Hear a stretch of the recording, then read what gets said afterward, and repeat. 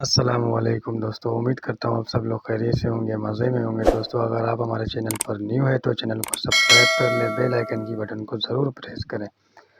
رسول اللہ صلی اللہ علیہ وسلم لوگوں کو کسی کام کا حکم دیتے تو وہ ایسا ہی کام ہوتا جس کے کرنے کی لوگوں میں طاقت ہوتی۔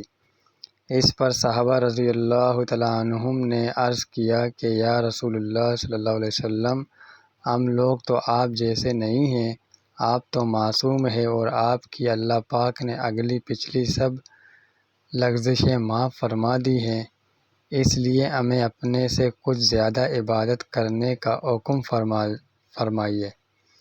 یہ سن کر آپ ناراض ہوئے، حتیٰ کہ خفگی آپ کے چہرے مبارک سے ظاہر ہونے لگی۔ پھر فرمایا کہ بے شک میں تم سب سے زیادہ اللہ سے ڈرتا ہوں اور تم سب سے زیادہ اسے جانتا ہوں، پس تم مجھ سے بڑھ کر عبادت نہیں کر سکتے ہو۔ نبی کریم صلی اللہ علیہ وسلم سے آپ نے فرمایا، تین خصلتیں ایسی ہیں کہ جس میں یہ پیدا ہو جائے اس نے ایمان کی مٹھاس کو پا لیا۔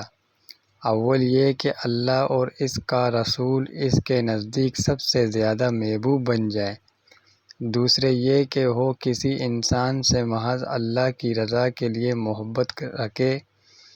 تیسرے یہ کہ وہ کفر میں واپس لوٹنے کو ایسا برا جانے جیسا کہ آگ میں ڈالے جانے کو برا جانتا ہے۔